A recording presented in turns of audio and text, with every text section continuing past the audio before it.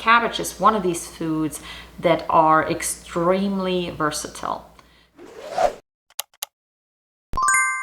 One thing that we really enjoy as a family when we have rough weather days or just rainy days in general is we like to make soups. Soups are a real comfort food around here, especially during cold season, but then also when it's a rainy day, when it's hot outside. So it's one of our go-tos that we like to do. Right now, I'm harvesting a lot of cabbages. And even though I'm going to be pickling a lot of it and fermenting a lot of it, I have lots of fresh cabbage that I can do other things with. And cabbage is one of these foods that are extremely versatile. So today I'm going to show you a cabbage soup that I'm going to make for today because it's the perfect weather day for it. So the soup that we're going to make is obviously cabbage based, so lots of cabbage in it. And I also have some turnips that I'm going to throw in there as well because they are ready as well, and they're going to help us thicken the soup up a little bit. And when it comes to making soups in general, I really like to make them very thick. That's just how we prefer it as a family. So having some starchy vegetables in there that are going to help thicken the soup up is really great.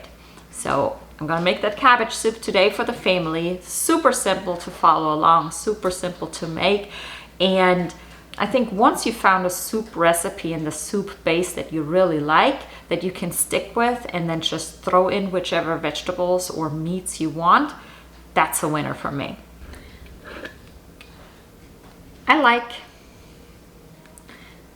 to start with some bacon grease to, well, grease my pot up and get some onions started to get them nice and golden and fried up a little bit.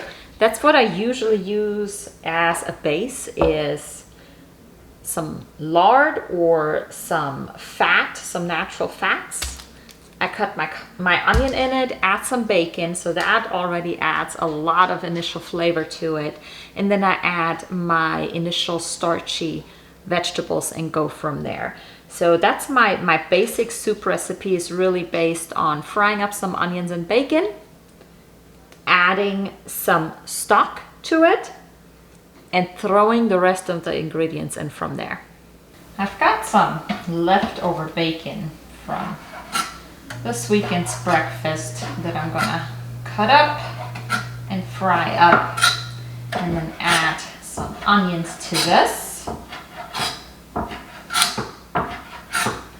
Now, this is not our own bacon, because that's usually the first thing I run out of.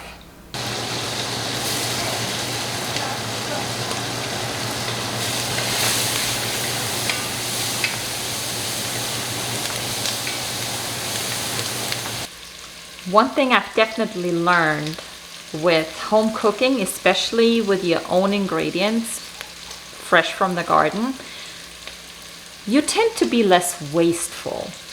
And because we have livestock anyway, we've got pigs and we have chickens, anything that's left over from cooking, anything that we may cut off, usually goes to the chickens or the pigs as feed.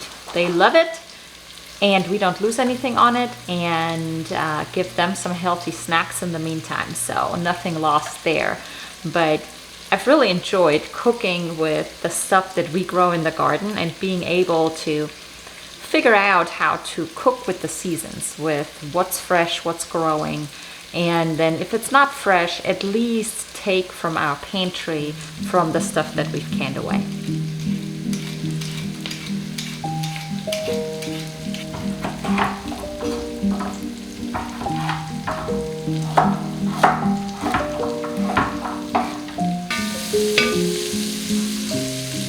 Don't forget to snack while you cook. Really important.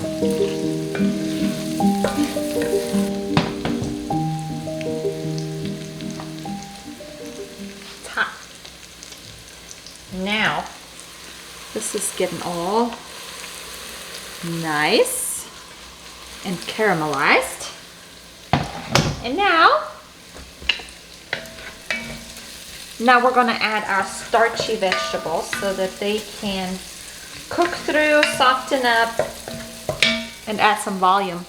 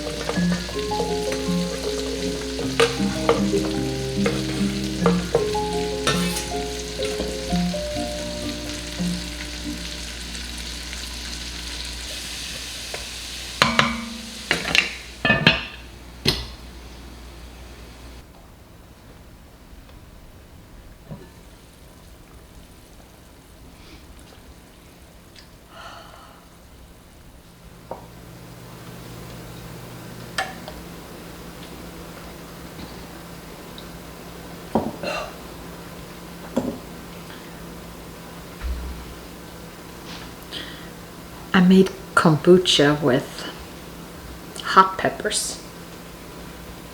It's legit. So now that we've got everything boiling and softening up a little bit, we're gonna add our cabbage. Cut it up. We're just gonna shred it, put it in the pot, and we're good to go.